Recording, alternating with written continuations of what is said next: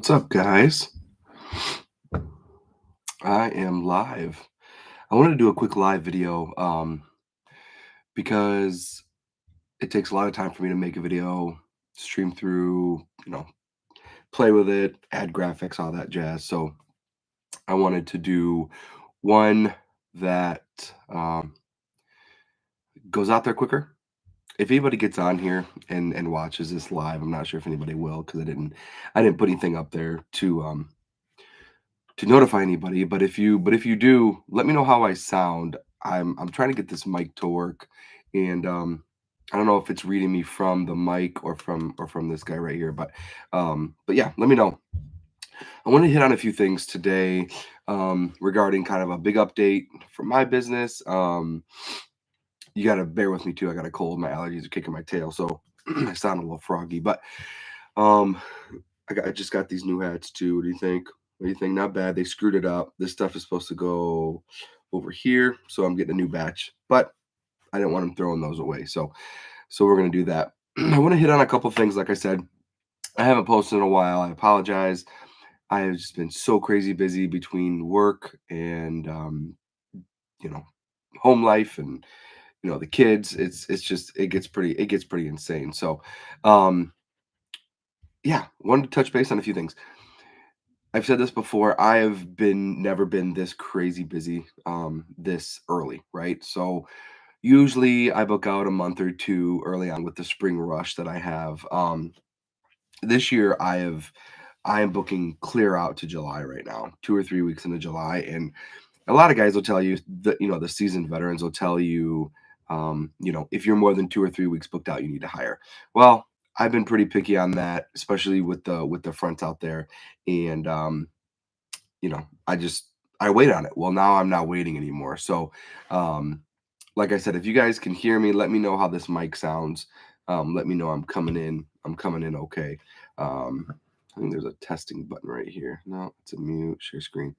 Okay. So anyway, I am bringing a gentleman on part time. It's big news. 5 years in the making. Shout out Tim Saylor. I'm bringing him on. Um, part time. He has a full time job, and this is kind of like a trial run. Um, not for him, but just like for having anybody on. I want to see the flow. I want to see how training goes. I want to see how how well how more efficient we can be, how many jobs I can get in. Like I said, guys, throw something in the chat. Let me know how I sound on this mic. I'm trying to see if my mic's picking me up or if the computer's picking me up, and I'm not really sure which one. I'm hoping the mic picks me up so you can hear me a lot better. But anyway, so yeah, so I'm starting him next week. I have a really big job at this really big industrial plant. Massive, probably 60, 65 feet up stairwell that they want me to clean, along with about 75, 80 other windows around it. It's a pretty giant building, and they literally make like dust. It's a nightmare. He's gonna have the guys clear a lot of that for me before. But yeah, so big news. I am hiring a guy part time. So I wanted to come on here and say that I'm gonna document everything. I want everybody to know kind of how it's going, my the things I learn, the things I don't learn, the things I screw up on, all that jazz. And I wanted to hit up a couple things. I had a gentleman from, I think it was Texas.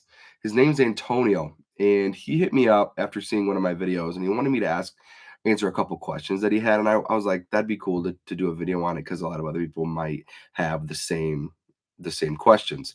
Actually, he's from Florida. I apologize, Antonio from Florida. So I wanted to answer just a couple of the questions that he had.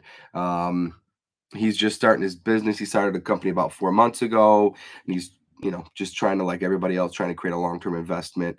Um, he just had a baby girl born last year. Congratulations, man. And he's starting, I mean, like everybody, he's starting to watch YouTube videos, trying to figure it out. And he seems like he's going door to door. He's got a few clients, but he just had a couple questions that he was hoping somebody could help him with. And I'm just going to start. Maybe I can answer a couple of these. I didn't really look at them that well, so bear with me. What did you do to grow your online presence, and do you have any tips about how to propel my online presence? So I've pushed this in probably every video that I've done, I built my business on Facebook.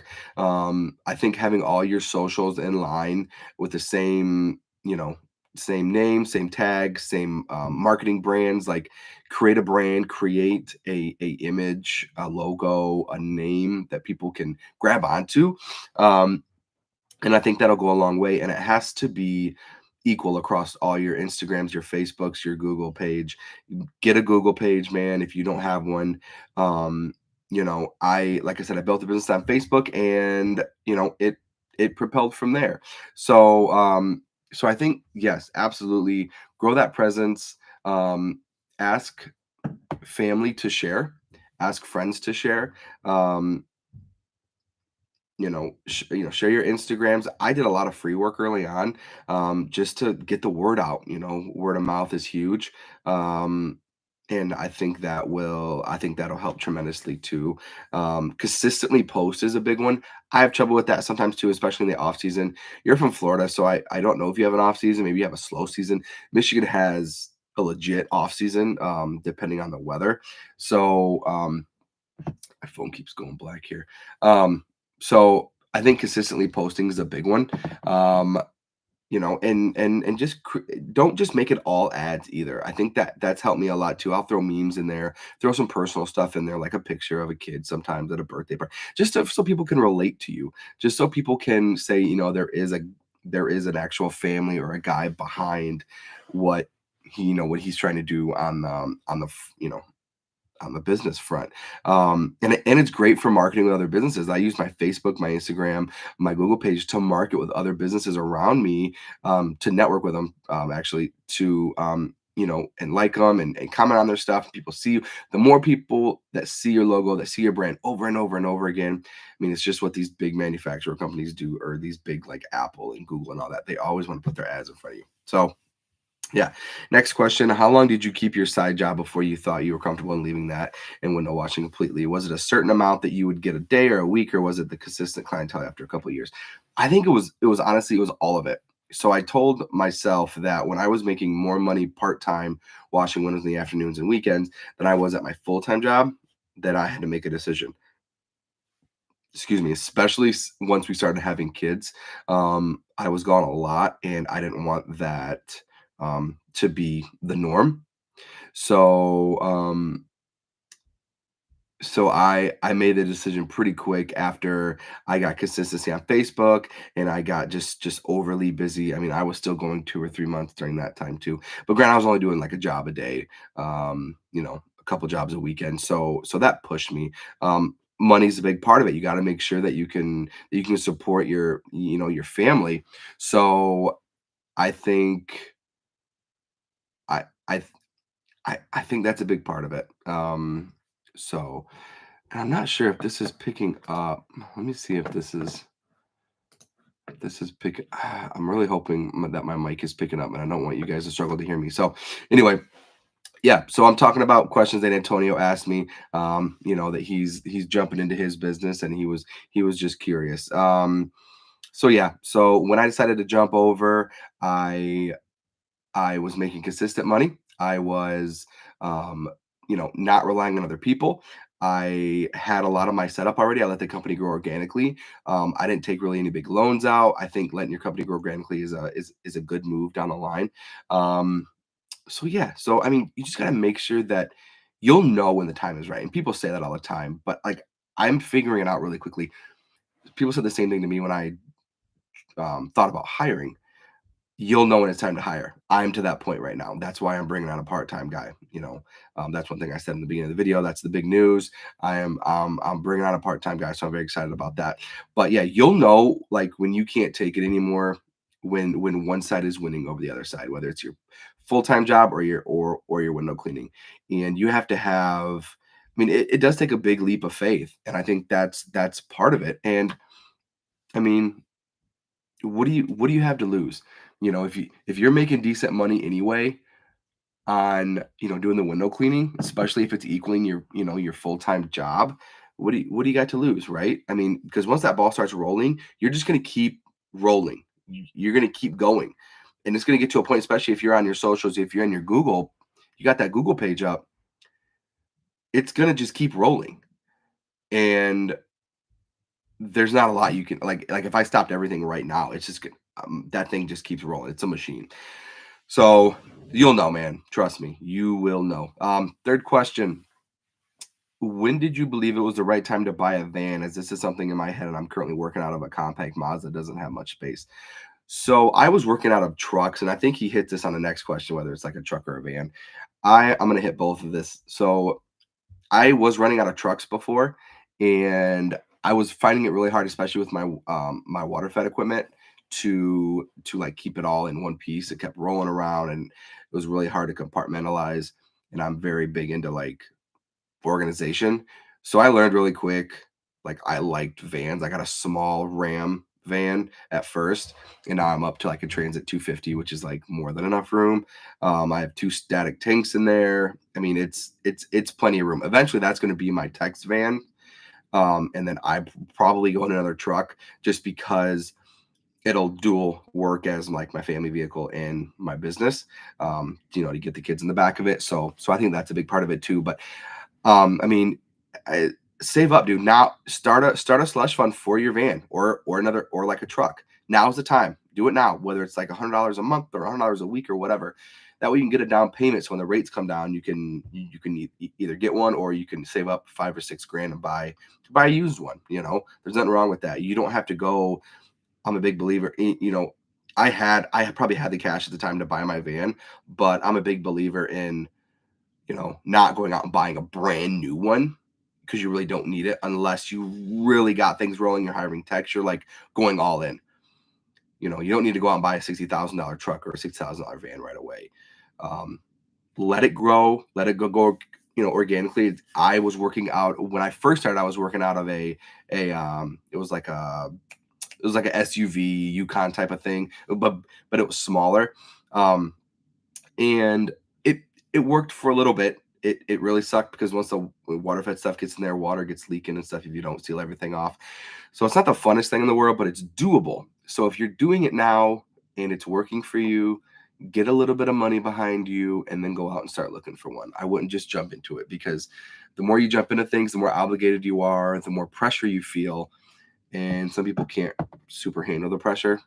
So I think that it's just like guys, going back to your question about when do I go all in? So many guys and gals put all their eggs in one basket right away, and they quit their job, they quit everything before they even really get a clientele base, before they really get anything rolling. And I think that's the biggest mistake you can make because you have so much pressure on you, especially if you have a family that you got to make these things work or I'm screwed. And that's why I think for as long as possible, keep that full-time job, build up your market, build up your brand, build up your logo, be the guy, the gal that people automatically think of when they think of window cleaning, when they think of pressure washing. Set yourself up around your networks, whether it be online or via like meet groups or BNI or whatever works for you. Be the guy that people automatically think of. And I've slowly etched up that ladder that I've created so many channels for jobs for me through different people, through different businesses, everything kind of came to a head this year, and that's why I decided to hire because I'm struggling to keep up with estimates. I'm struggling to keep up with you know just calls and texts and emails and everything.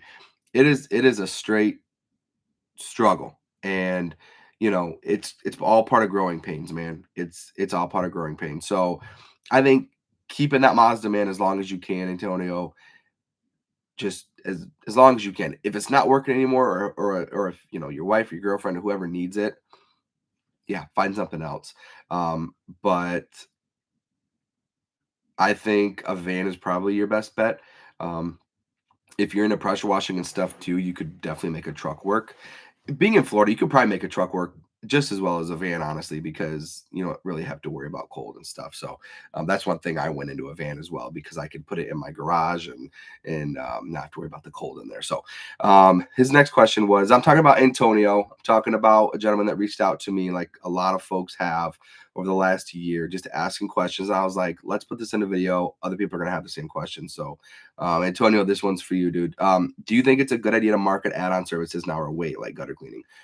So yes and no.